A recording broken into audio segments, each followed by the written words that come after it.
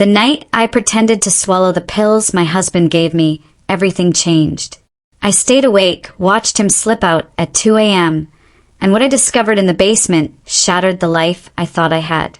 I had no idea the worst part was still waiting. Before I tell you the complete story, do me a favor, subscribe to the channel and comment where you're watching from so my story will reach the most people possible. My name is Aria Lane. I'm 34 years old, and I'm a high school English teacher in Brookfall, Washington. For 2 years, I believed with every part of my heart that I had the perfect marriage. I believed Calder Knox was my person, the man who would protect me, cherish me, defend me, stand beside me no matter what life threw at us. I thought I had finally found home in a human being. Calder was attentive in all the ways women dream their partners will be. He worked from home as a software engineer, always there when I arrived from school. Sometimes dinner was already simmering. Other nights he waited so we could cook together. He listened to me talk about my students, even the mundane things, laughed at my jokes, rubbed my shoulders when I was tired, and every single night he brought me my vitamins, always with a gentle kiss on my forehead and a soft, "Gotta keep my girl healthy." I trusted him with everything. My heart, my life, my future. What I didn't know was that trust can be a weapon, quiet, sharp, and deadly in the wrong hands. Calder and I met at a tech conference. I was there chaperoning seniors for a STEM event. He was presenting on cybersecurity. The irony of that hits me like a punch now. The man who claimed he protected systems for a living was the greatest threat to my safety. But back then he was charming, intelligent, kind. We dated for a year before he proposed, and the wedding was intimate and beautiful. My family adored him. My friends adored him. My students told me I looked like someone in a movie when they saw our wedding photos. For the first year, everything truly was perfect. Then, about 6 months before everything collapsed, Calder introduced the vitamins. He said he'd been researching wellness, reading about supplements that help people with high-stress jobs. "You work so hard, Aria," he said, brushing a hand down my arm. "I just want you to feel better. Let me take care of you." He bought a bottle of plain capsules, no recognizable brand label, no ingredients list beyond what he told me. Vitamin D, magnesium, B-complex, stuff to support sleep and energy. It sounded harmless, sweet even. I didn't question it. I didn't question him. At first nothing seemed off. I took the vitamins, slept deeply, woke up feeling rested. Then the changes came, slow, creeping, unsettling. It started with little gaps in my memory. Calder would say, "Remember when you told me we should repaint the hallway?" But I had no memory of it. Or he'd say, "You said you wanted to see your sister next month." And I'd stare at him blankly. He'd smile, brush my confusion away. "You're exhausted, babe. Teaching takes so much out of you." Not long after that, I started waking up exhausted despite sleeping 9 or 10 hours. My thoughts grew foggy. My energy was gone. I'd stand in front of my students and lose my train of thought. Mid-sentence. The students noticed. One asked if I was okay. I wasn't. I just didn't know why. Then came the clothes. I'd go to bed in an oversized t-shirt and wake up in a nightgown I barely remembered owning. When I asked Calder about it, he laughed softly. "You changed in the middle of the night. You probably don't remember." And because it seemed like the least frightening explanation, I accepted it. The first bruise appeared 2 months in. Small finger-shaped shadows on my upper arm. I stared at them in the bathroom mirror, a chill sliding through me. When I asked Calder, his concern was immediate, almost too immediate. "Maybe you bumped into something. Or maybe you're low on iron. Want me to book you a doctor's appointment?" He made the appointment. He drove me. He sat in the waiting room like the supportive husband he appeared to be. Blood work returned perfectly normal. The doctor suggested stress, maybe anxiety. Calder jumped at that. "She's been so overwhelmed lately. It makes sense." The doctor offered a prescription, and Calder filled it that same day. More pills. More trust. More danger disguised as love. Around this time, my phone began confusing me. I'd see texts sent from my number that I had absolutely no memory of typing. The replies were too formal, too short, missing my emojis, missing my tone. When I asked Calder, he brushed it off. You probably texted half asleep. Happens to me all the time. But it didn't feel right, not anymore. The person who saved me from losing my mind completely was my best friend, Sienna Vale. She called one afternoon during my planning period, her voice tight with concern. Arya, what's going on with you? Last weekend you seemed drugged. Your eyes looked glazed over. You moved slow. You talked slow. Her words hit somewhere deep inside me, where fear had already begun to bloom. For the first time, I began to question the vitamins. I began to question Calder. The turning point came the day I found a locked drawer in Calder's office. His office was usually closed during work hours. He always said he handled sensitive client data. But one day I got home early and the door was open. He wasn't inside. And the bottom drawer of his desk, one I'd opened dozens of times, was sealed by a metal padlock. A new padlock. A secret. When he returned and I asked him about it, he barely glanced up. New client. High security files. Just being careful. The explanation was clean. Too clean. But it planted the seed. I began hiding the vitamins under my tongue and spitting them out in the bathroom. That worked for a few days until Calder asked me to open my mouth after taking them. Just making sure you're not forgetting, he joked. Except there was no warmth behind it. Then came the night the truth revealed itself in a way I could never unsee. I pretended to swallow the pills, hid them in my cheek. When Calder left the bedroom, I spat them into a tissue and flushed them. And I forced myself to stay awake, fighting the drowsiness, digging my nails into my palms, biting the inside of my cheek, using pain to anchor myself. Around midnight, through the fog, I heard Calder on the phone in the hallway. She'll be out cold, he whispered. Yeah, same arrangement. Tuesday night. Same price. My blood froze. I tried to move, tried to get up, but my body was sluggish from months of conditioning. My brain screamed, move, but my limbs refused. I slipped into a half-conscious haze, trapped between wakefulness and sleep. The next morning, I told myself it was a dream, a hallucination, stress, anything but the truth. Until the following nights, when I began faking being asleep, my body limp, breath steady. I listened as Calder checked on me, leaned over me, examined me, ensuring I was unconscious. Later, I heard him whisper into the dark hallway, she's out.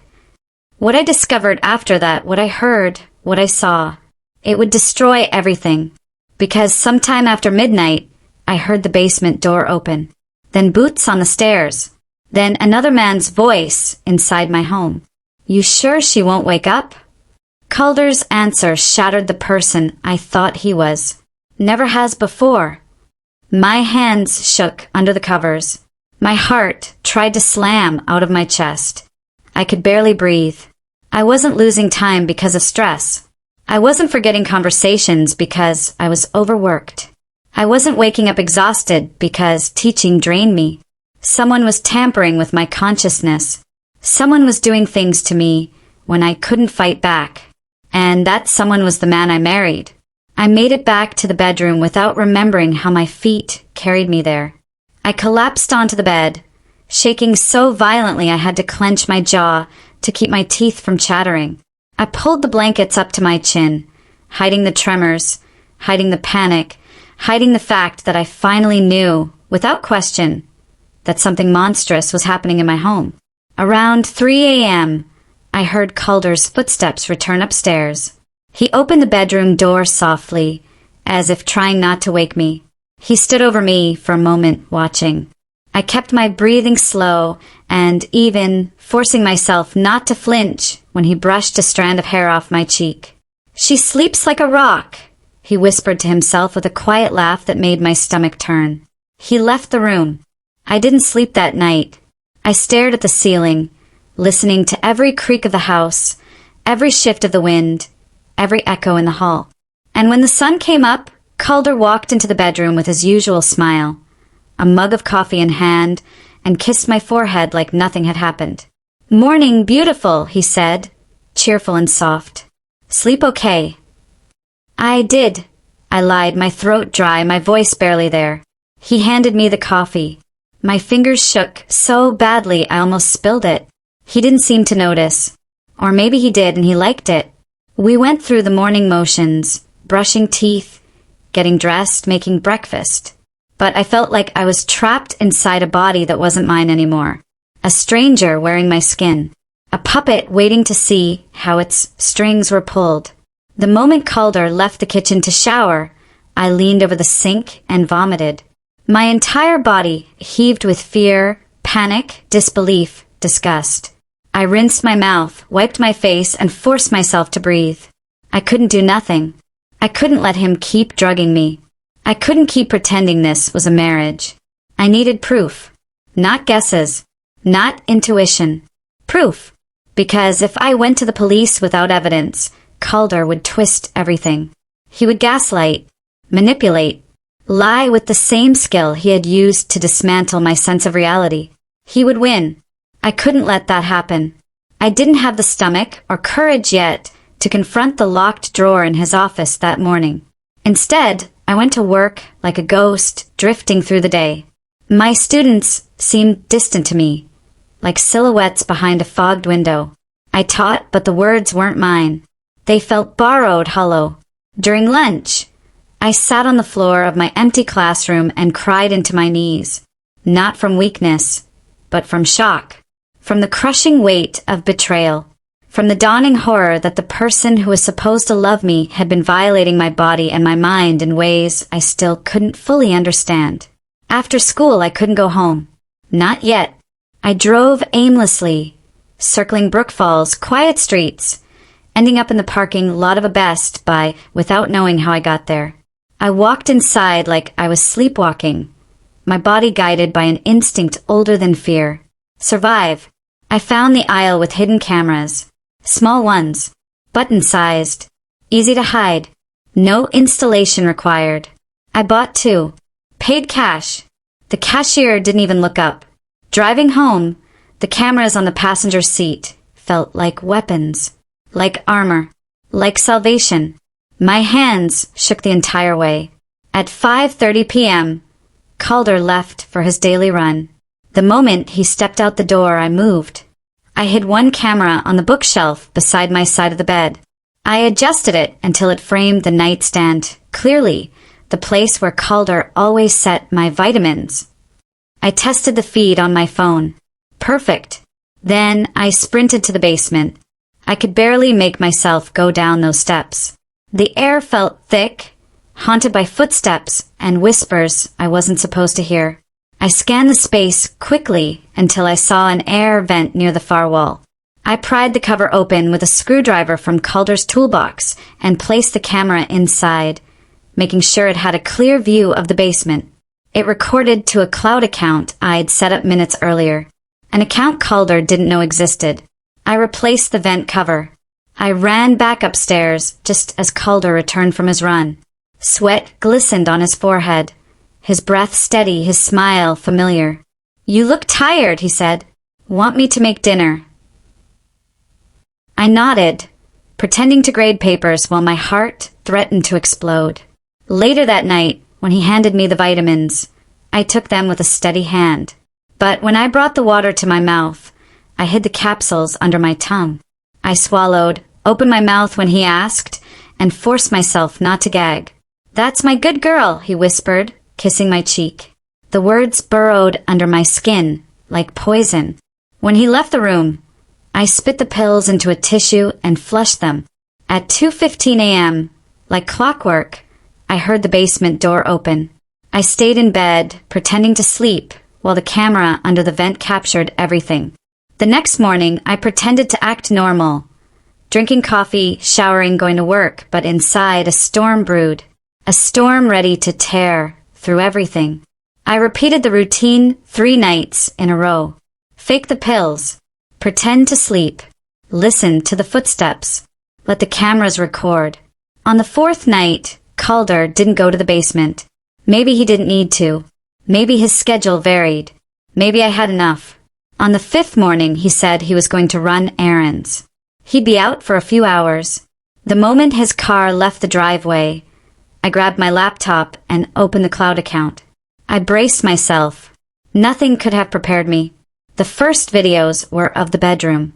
Calder bringing me vitamins, holding my chin, watching my throat as I swallowed, checking my pupils, pulling open my eyelids, sometimes moving my limp body into a different position, sometimes changing my clothes. I watched myself lying unconscious while my husband touched me like I was an object he owned. A corpse he dressed, a mannequin he posed. I covered my mouth to keep from screaming, but it was the basement footage that destroyed me. Calder wasn't alone. Men came into our house. Men I had never seen. Men who handed him cash. Men who followed him downstairs. Men who looked at the staircase leading to my unconscious body with expressions that made my blood curdle. Calder showed them pictures on his laptop. Pictures of me. One man laughed. Another nodded in approval. Another asked, "She really never wakes up?" Calder smiled. Never. I couldn't breathe. I felt the room tilt, the air thinning. Something inside me breaking in a way that could never be fixed. There were folders. Hundreds of files, videos, stills, metadata revealing timestamps that matched nights I remembered waking up with bruises. Nights I remembered nothing. Nights my body felt foreign. I didn't open them. I couldn't. It was enough to know they existed. It was enough to know Calder had turned my body into a product, a commodity, a trophy for strangers. I slammed my laptop shut and ran to the bathroom, where I vomited until nothing was left. Then something else took over. Not fear, not grief, something colder, sharper, a resolve born from destruction. Calder Knox had stolen 7 months of my life. 7 months of safety. 7 months of bodily autonomy. 7 months of memories. I wasn't going to let him take another day. I packed a bag with shaking hands, clothes, toiletries, documents. I saved every file to multiple drives, multiple cloud accounts, emailing copies to myself. I refused to let evidence disappear. Then I called the one person I trusted completely, Sienna. The moment she heard my voice, she said, "Where are you?" "I'm coming." I left the house without leaving a note, without closing the curtains, without looking back. I drove until my hands stopped shaking long enough to pull into a coffee shop. Sienna arrived and pulled me into her arms before I even made it inside. When she saw my face, she whispered, "Tell me everything." I did. Her expression shifted from concern to horror, to rage, to something protective and fierce. "We're calling the police," she said. "Right now."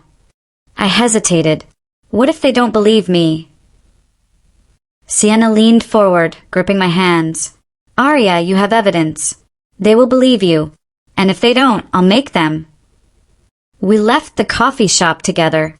I wasn't going back to that house, not ever.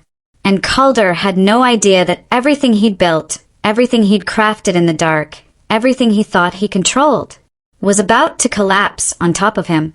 Sienna drove us from the coffee shop straight to her house. I sat in the passenger seat, gripping my bag like a life raft, my fingernails digging into the canvas. My mind kept looping through the footage I'd watched. Calder exchanging cash, strange men stepping into my basement, my unconscious body lying upstairs while my husband turned my life into a product. Every beat of my heart felt like it hurt. When we got to Sienna's house, she locked every door, pulled the blinds closed, then handed me a glass of water I couldn't bring myself to drink. My hands shook too badly. "We're calling the police," she repeated. "Not later. Not after you calm down. Now." I nodded, even though fear curled coldly under my ribs. I didn't know what scared me more, that the police might not believe me, or that they would, and everything that came next would be real, permanent, life-altering. Sienna called the non-emergency line. her voice steady but urgent. My friend needs to report a serious crime, she said. It involves drugging, coercion, and possibly trafficking. Those words made my throat close. Within 30 minutes, 2 officers arrived, but one of them, Detective Rowan Martinez, introduced herself as soon as she saw the state I was in. She was calm, focused, her eyes sharp but gentle. What you share here stays between us until you decide otherwise, she said as she sat across from me. You're safe. Start whenever you're ready. Safe. I hadn't felt safe in months. The story poured out of me, not cleanly, not perfectly, but in fragments. The vitamins, the exhaustion, the locked drawer, the night I heard Calder's voice, the man in the basement, the bruises, the cameras. My hands shook so violently the Sienna held them still. Detective Martinez didn't interrupt. She didn't question me like I was exaggerating or hysterical. She simply listened, taking notes silently, letting me breathe when I couldn't speak. Do you have evidence of what you described? She finally asked. I opened my laptop with trembling fingers. The first video played, and I watched the detective's jaw tighten. Not in disbelief, in fury. She watched Calder hand me pills. She watched him check if I was unconscious. She watched him lift my arm, my head, my chin while my body hung limp. She said nothing, but the muscle in her cheek twitched. Show me the basement footage, she said quietly. I did. When the clip showed Calder accepting cash from a stranger, her entire posture changed. She leaned closer. When he gestured toward the stairs leading to where my unconscious body lay, her hand tightened around her pen. When the man asked, she won't wake up, right? And Calder answered, never has before. The detective let out a slow, controlled breath. Arya, she said softly, this is far beyond a domestic case. This is criminal exploitation, digital exploitation, and aggravated assault. It's one of the clearest cases I've seen. You're not going back to that house. You understand. Sienna put an arm around my shoulders and I nodded. We need to take a formal statement tonight, Detective Martinez continued. And we're filing for an emergency protective order immediately. Once that's in place, we'll begin the process for a search warrant. We'll seize the devices in his office and anything related. The words didn't feel real. They felt like a movie I was trapped inside. But I followed her to the station, Sienna glued to my side. In the interview room, under soft fluorescent lights, I talked for nearly 2 hours. Every detail, every suspicion, every bruise, every moment I felt my reality slipping. When I finished, Detective Martinez sat back in her chair. You did the right thing, she said. Most survivors don't have evidence. You have more than enough. Survivor. I'd never thought of myself that way, but hearing it helped me sit a little straighter. The emergency protective order was granted within hours. Calder Knox was now legally forbidden to contact me, approach me, or be anywhere within 1,000 feet of me. For the first time in months, I felt a sliver of air enter my lungs. Sienna insisted I stay with her that night. I didn't argue. I didn't have the strength. I slept in her guest room, door locked, a chair pushed against the knob. My body still expected to wake up drugged, disoriented, foggy. But for the first time in what felt like forever, I woke up clear-headed. The next morning, just after breakfast, my phone rang. Detective Martinez. We executed the search warrant early today, she said. Arya, we found everything. My legs nearly gave out. What do you mean? I whispered. The locked drawer in his office contained multiple external drives, hundreds of files. Your images and videos.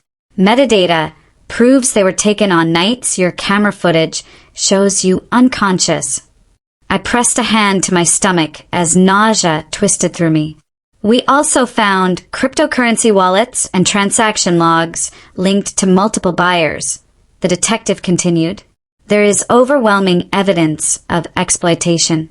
Calder won't be able to claim this was consensual. My knees hit the floor before I realized I was falling. Sienna caught me under the arms and pulled me upright. Arya! Detective Martinez added, her voice softening. "We're issuing a warrant for his arrest today. You won't have to see him. You won't have to speak to him. Just stay somewhere safe."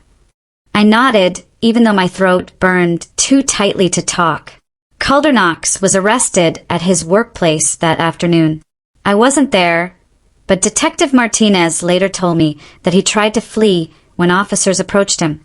They tackled him in the parking lot of his office, in front of his coworkers, in front of everyone who once thought he was the perfect husband. He tried calling me from jail. The protective order should have stopped it, but he found a way around it, through a blocked number. And I made the biggest mistake of those early days. I answered. "Aria," he said, breathless, frantic. He sounded like the man I'd married, not the monster he'd become. I stayed silent. "Baby, listen to me. This is a misunderstanding. I can explain everything." A laugh burst from me, sharp, ragged, broken. It didn't sound human. "Explain," my voice cracked. "Explain how you drugged me for months? How you let strangers into our house? How you sold access to my unconscious body?" "It wasn't like that," he insisted. "I never let anyone touch you. I swear. It was just pictures. Just videos. Nothing happened, Aria. I promise. I needed the money. We were drowning in debt." My voice dropped into something cold and dead. "We weren't in debt, Calder. And whether they touched me or not doesn't matter. You stripped me of consent. You stole my body." He stammered, "I love you. I only did it to take care of us. You're blowing this out of." "I hope you rot," I whispered. "I hope you rot in a cell and think about every second you drugged me. And I hope you never know peace again." I hung up. He tried calling back, twice more. Then the jail number was blocked automatically. I stood in Sienna's kitchen afterward, gripping the edge of the counter until my knuckles whitened. I felt sick, shaky, but also something else I hadn't felt in months. Control. Not safety. Not peace. Not healing. But control. That was the first step. Detective Martinez called later that evening. "Aria, I need to prepare you," she said. "This won't be a short process. There will be more interviews. More evidence collection. Court hearings. It will be painful. But I promise you, Calder isn't getting out of this."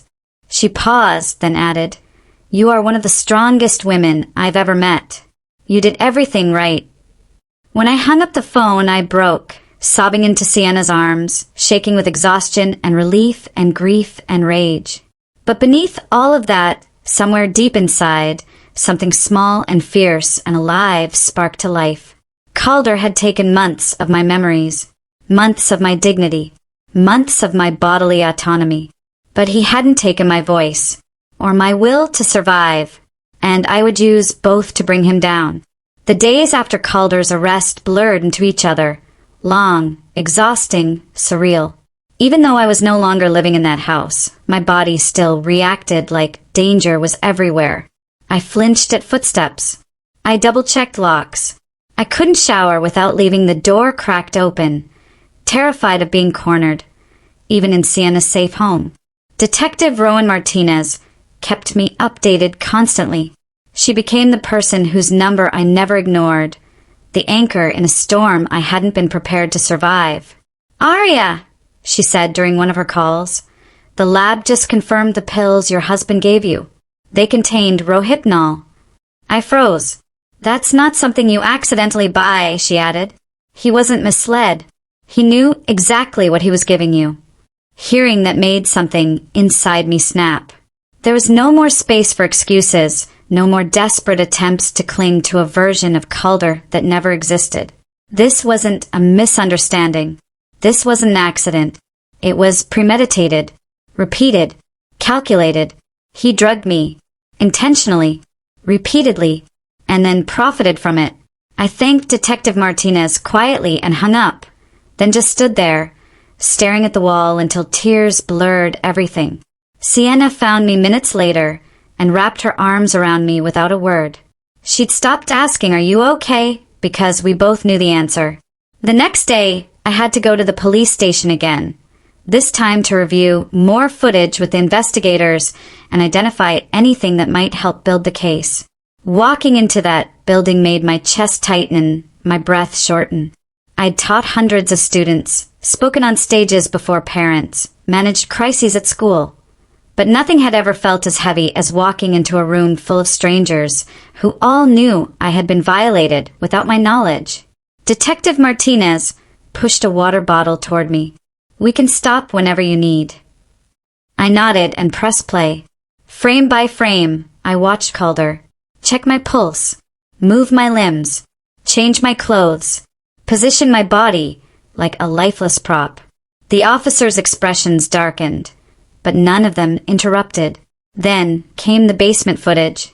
More men, more money exchanged, more nods, smirks, low conversations. One man lifted a smartphone and scrolled through images I recognized from the files on the hard drives. Another pointed at the stairs and said, "That's her room up there, right?" Calder nodded. "Yeah, she'll be out all night." My vision tunneled. I clutched the edge of the table, feeling the room tilt. Detective Martinez paused the video immediately. "Aria, look at me," she said. "You do not have to watch more of this." But I shook my head. "No," I whispered. "I need to finish. Because if I didn't, the part of me that still wanted to scream, maybe I'm exaggerating. Maybe it wasn't that bad would win. And I couldn't let that happen. Not anymore." When the session ended, I felt hollowed out, scraped raw. But for the first time since discovering the truth, the guilt wasn't mine. It rested entirely on the man who had orchestrated this nightmare. Before I left, Detective Martinez walked me to the hallway. "We're filing charges today," she said. "Several counts. Administering drugs without consent, exploitation, digital distribution, and trafficking-related offenses. This is going to be a major case." A tremor went through me. "Will I have to testify?" "Yes," she said softly, "but not yet. First we go to the grand jury." The fear that rose in me was sharp and instinctive, but I nodded. Because despite everything, one truth had begun to solidify. Calder might have stolen months of my life, but I would not let him take the rest.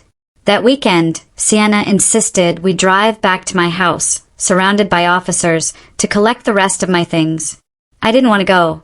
The thought of stepping inside the place where I'd been drugged made my stomach twist violently. But I also couldn't let Calder's shadow hang over my belongings forever. The police escorted us, making sure we entered after a full sweep. The moment I stepped inside, my breath caught. The house smelled the same, looked the same. The throw blanket I'd folded on the couch was still perfectly in place.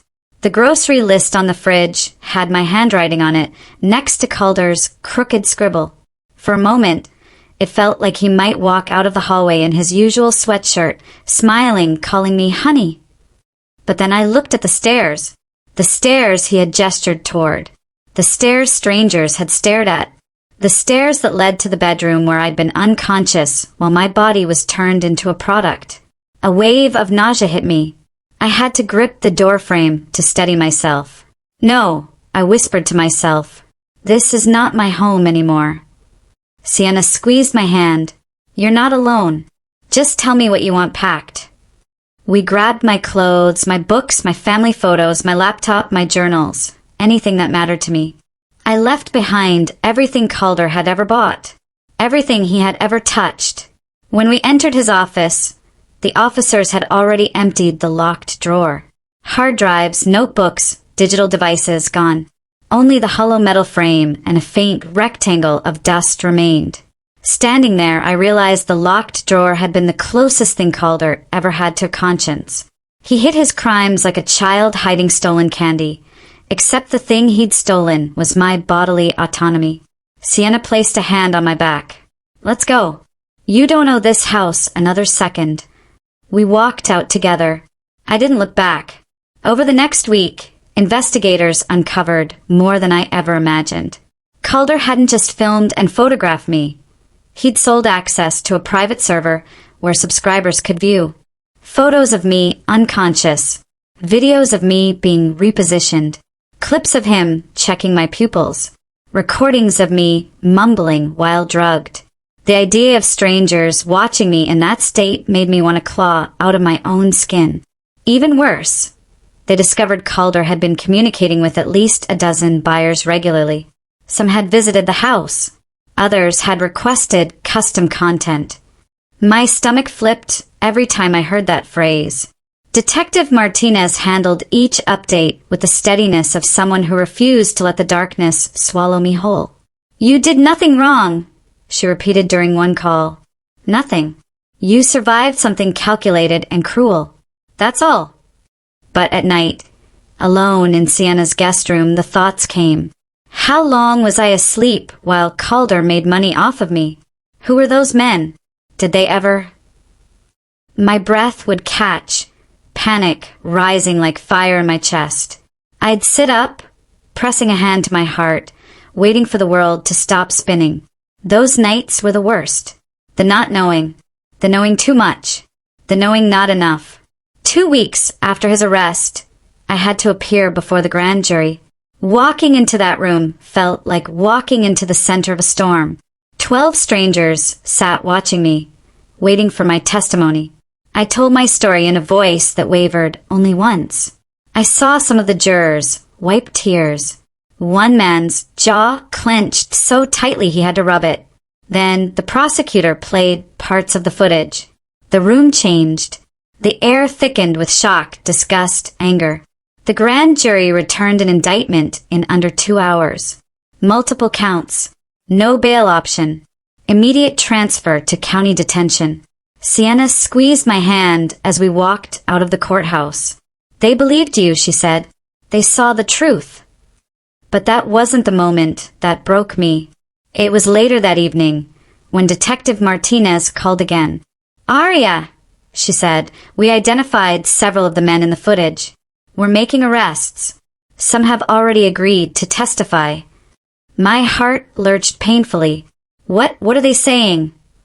"Most claim they didn't know you were drugged," she said. "They say Calder led them to believe you were aware, but their statements and the evidence contradict that." I sank onto Sienna's couch, covering my face with my hands. The idea of those men speaking my name, telling stories about me, describing what they saw, it made my skin crawl, but it also meant something else. This wasn't just Calder's secret anymore. This wasn't something he could bury or twist. His entire network was crumbling, and for the first time since this nightmare began, I felt something like hope. Fragile, trembling, but real, because the walls around Calder Knox were closing in, and I wasn't trapped inside them anymore. The weeks leading up to Calder's trial were some of the longest of my life. Every morning, I woke up in Sienna's guest room disoriented, unsure if I was safe or still trapped in the nightmare that had become my marriage. Some days, I woke gasping, clawing at the sheets, convinced someone was hovering over me in the dark. Other days, I stared blankly at the ceiling, too numb to feel anything at all. Trauma steals time. It stole entire stretches of mine. Detective Martinez had been right. The legal process was grueling. Prosecutors needed every detail, every memory, every tiny piece of context to strengthen the case. But trauma also blurs things. So when the district attorney arranged for me to meet with a trauma therapist recommended by the Victim Services Division, I agreed. Even though the idea of telling a stranger everything made my stomach twist, I knew I needed help. My emotions were ricocheting uncontrollably inside me. That's how I met Dr. Elise Hartman, the woman who would gently and methodically pull me back from the psychological wreckage Calder created. Dr. Hartman's office didn't look like a therapist's office. It looked more like a cozy reading nook, soft rug, warm lighting, plants everywhere. She greeted me with a calm that softened the edges of my panic. "Aria," she said, motioning me toward a seat. "I'm here to help you feel safe again. That's our only goal for now." Safe. The word felt foreign. In our first session, I could barely speak. My hands trembled uncontrollably. My voice cracked every few minutes. Your nervous system is in survival mode, she explained gently. Hypervigilance, dissociation, nightmares, they're normal responses to prolonged violation. Normal. Another word that felt impossible. Still, I forced myself to keep attending sessions. Twice a week at first. Then 3 times when the trial prep intensified. Piece by piece, Dr. Hartman helped me understand what had happened inside me, not just around me. She taught me grounding techniques, pressing my feet into the floor, naming objects in a room, focusing on my breath in short seconds instead of long stretches. She taught me how to recognize panic before it swallowed me whole, and how to reclaim my body in moments when it felt foreign or contaminated. She also gave me vocabulary, words like coercive control, chemical submission, traumatic amnesia, complex trauma. Naming things made them smaller, not harmless, but no longer unshapable monsters in the dark. Meanwhile, Calder's world continued to unravel. More of the men from the basement footage were identified. A few denied being there at all until the prosecutor showed them their own faces captured on the hidden camera. Others immediately broke down, offering cooperation in exchange for reduced charges. None of them were innocent. Not one. Their testimonies made me nauseous, but they strengthened the case. One afternoon, Detective Martinez met me at the station to review the finalized charge list. The sheet looked endless. Administering drugs without consent, aggravated assault, digital exploitation, distribution of intimate images, criminal facilitation, conspiracy, trafficking-related offenses, count after count, crime after crime. When I finished reading, I whispered, how long could he get? Realistically, she said, if convicted on all charges, 20 years or more. Possibly life, depending on the judge. 20 years, 30, maybe even more. Part of me felt relief. Another part felt grief. A grief I couldn't explain, like mourning the man I thought Calder had been, the man who never actually existed. As the trial date approached, the prosecutor, Alyssa Crane, met with me regularly. She was firm, composed, and fiercely dedicated. You're our strongest witness, she told me, but I want to prepare you. Calder's defense will try to undermine your credibility. They'll question your memory, your mental state, your decisions. They'll suggest you consented in some way. The blood drained from my face. How can they argue that? It's standard defense, Alyssa said quietly, but they'll fail. You have hard evidence, multiple sources, multiple witnesses, and the chemical analysis of the pills is undeniable. I wanted to believe her, needed to, but every time I thought of sitting in a courtroom with Calder only feet away, my breath faltered. Sienna accompanied me to every meeting. She became my shield, my constant, unwavering protector. She organized my paperwork, kept track of dates, made sure I ate when I forgot. She never left my side during the worst panic attacks. One night, when I broke down sobbing because I couldn't bring myself to take ibuprofen for a headache, terrified of swallowing any pill, she sat next to me on the bathroom floor and held me as I cried. You're not weak, she whispered. You're traumatized. That's not the same thing. Sometimes I believed her. Sometimes I didn't. 3 months after Calder's arrest, the trial finally began. Walking into the courthouse felt like walking into a lion's den. Cameras flashed outside because Calder's case had already made headlines in Brookfall. Local engineer arrested for secret recordings, drugging spouse. Prosecutors call it one of the worst domestic exploitation cases in years. My face wasn't shown, but my existence was there between the lines.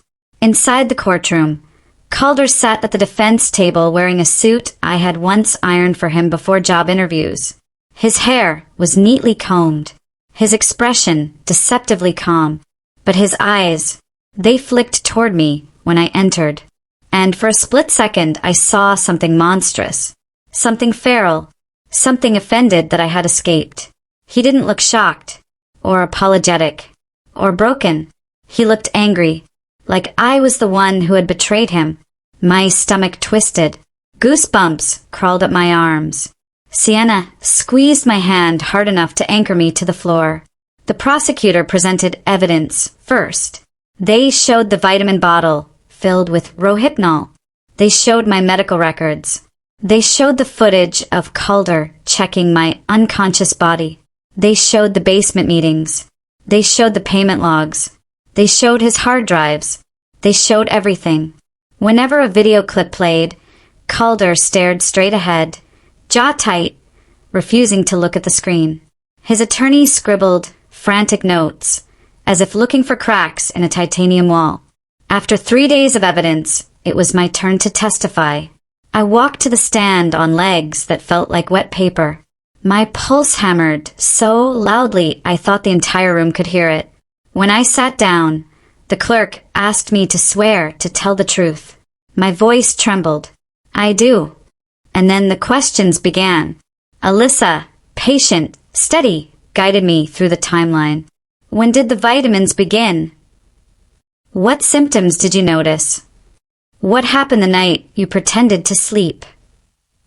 How did you obtain the hidden cameras? What did you discover on the footage? I spoke through trembling breaths. There were moments I had to stop because my vision blurred, but I kept going because the truth mattered, because my silence had already been stolen once. I wouldn't let it happen again. When the footage of Calder checking my pulse played, a gasp swept through the courtroom. One juror covered her mouth. Alyssa paused the video. Arya, is this what you experienced regularly? Yes, I whispered. For months.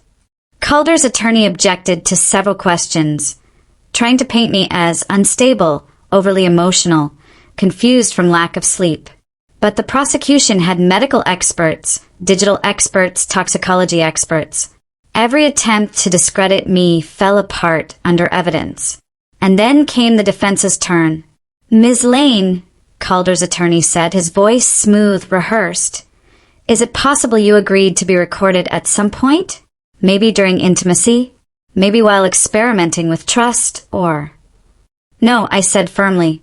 He tried again. Could these vitamins have been supplements that simply caused an allergic? No. Is it possible? No. Ms. Lane. No, I repeated louder this time. There is no version of this where I consented. My voice didn't shake, and something inside me felt lighter. After 7 days of testimony, closing arguments began. Alyssa spoke with the force of someone fighting for every survivor who had been silenced. This is not a case of confusion. This is not a case of miscommunication. This is a case of deliberate, ongoing, intentional violation of another human being's bodily autonomy. Calder's attorney tried to argue that he had succumbed to financial stress, that he was manipulated by anonymous buyers. No one believed him. The jury deliberated for 6 hours. Those 6 hours stretched into eternity. Sienna and I sat in a quiet hallway, my hands twisting the hem of my sleeves until the fabric stretched out of shape. Finally, a bailiff approached. They've reached a verdict. My breath stuttered. We returned to the courtroom. The jurors filed in. The foreperson stood. On every count, the answer echoed. Guilty. Guilty. Guilty. Guilty. Calder didn't react, not visibly, but something in his expression cracked, like the mask he'd worn finally split under the weight of truth. I let out a shuddering breath I didn't know I'd been holding. It was over, at least the courtroom part. The healing, that would take longer. But Calder Knox, the man who drugged me, violated me, exploited my unconscious body for profit, he was no longer walking free. And for the first time in months, I felt the faintest spark of my old self returning. 3 weeks after the verdict, the courtroom filled again, this time for Calder's sentencing. I barely slept the night before. My nightmares had been worse the closer we came to this day. In one, Calder stood over my bed with a shadowy figure behind him. In another, I was locked inside the basement, pounding on the door while voices laughed above me. Trauma doesn't care about truth. It cares about repetition. Sienna came with me, of course. She'd become my steady heartbeat throughout this entire ordeal. She held my hand in the courthouse hallway, whispering, "This is the last time you ever have to sit across from him. You've made it this far. You can finish this." Inside, the judge entered, and Calder was brought forward in cuffs. For the first time, he didn't look polished or put together. His hair was overgrown, his jaw shadowed, his posture tense. But even then, his eyes tried to find mine, like he still believed he had some lingering hold over me, like he still thought I belonged to him. I refused to look back. Victim impact statements were next. A few of the men who had purchased content from Calder had already been sentenced separately. They weren't part of this hearing, but their testimonies had helped build the case, and now it was my turn. The judge called my name. I stood. My knees shook. My palms sweated. But I walked to the podium, heart pounding in my throat. When I faced the courtroom, I didn't look at Calder. I looked at the judge. I looked at the space above the jurors' heads. I looked anywhere but at him. "My name is Aria Lane," I began, voice trembling but audible, "and I am here because the man I married used my trust as a weapon." I continued, "You took 7 months of my life. 7 months where I didn't know what was real. 7 months where I woke up confused, exhausted, bruised, terrified, and you sat across from me at breakfast and told me I was imagining things. You drugged me. You stripped me of my autonomy. You turned our home, our bedroom, into a crime scene. You let strangers walk into our basement while I lay unconscious, unaware of what was happening to my own body." Calder flinched, just once. "You told those men I would never wake up," I went on. "You told them I was yours to use. You made money off my helplessness. You recorded me. You stored images of me. You sold them. And then, even after everything, you had the audacity to call me from jail and say you could explain. There is no explanation. There is no apology large enough to cover the destruction you caused." My breath hitched.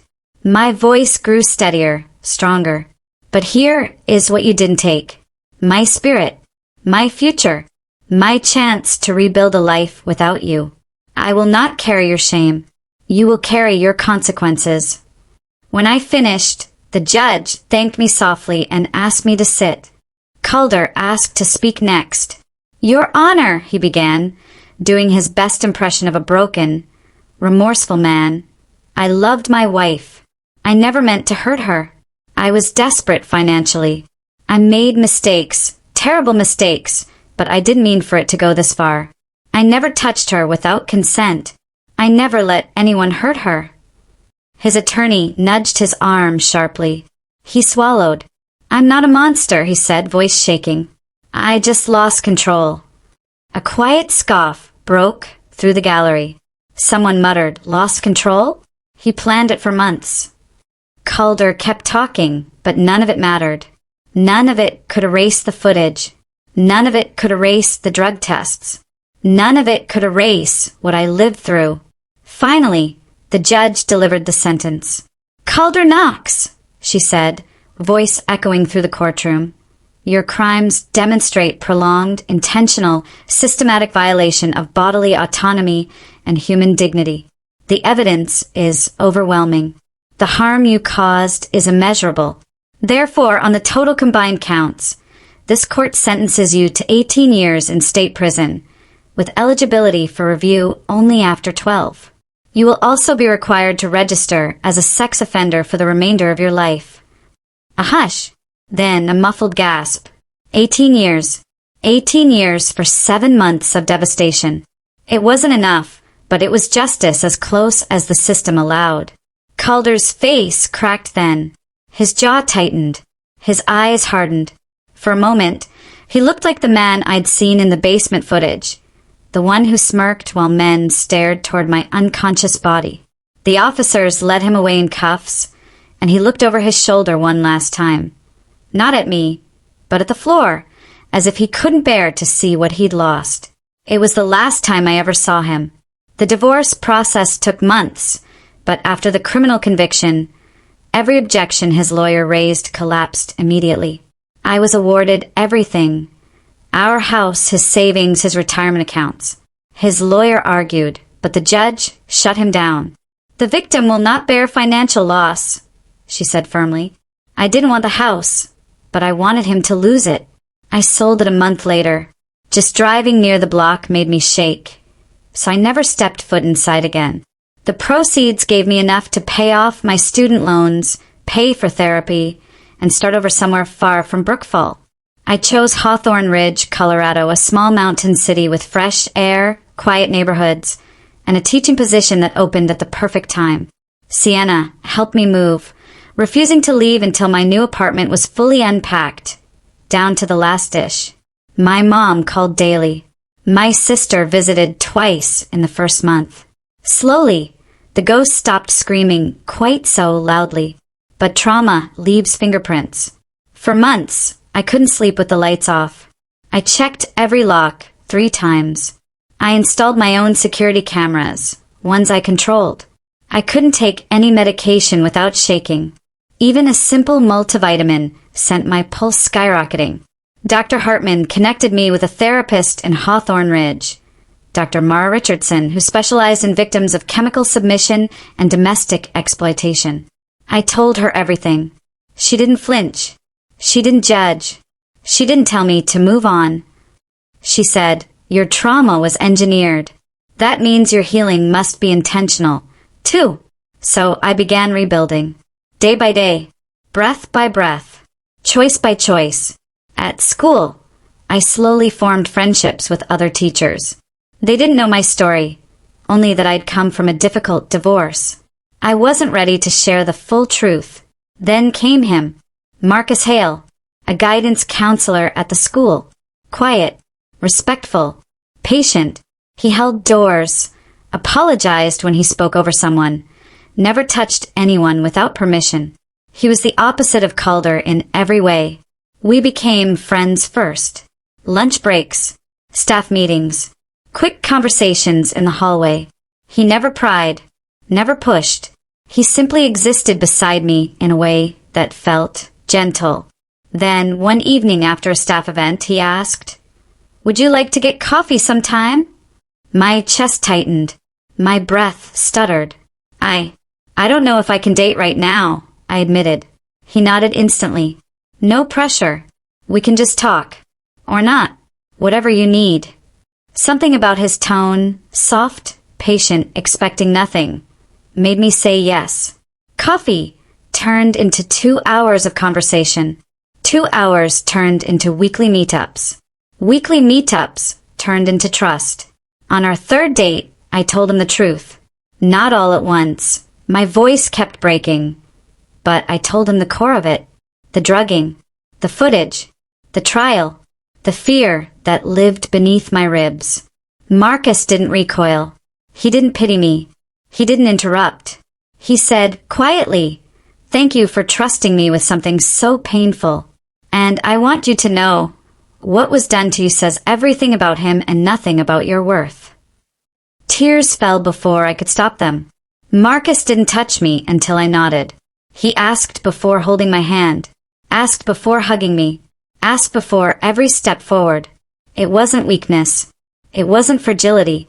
It was respect, agency. Control returned to me piece by piece. And with time, something I thought was dead inside me began to flicker again. Hope.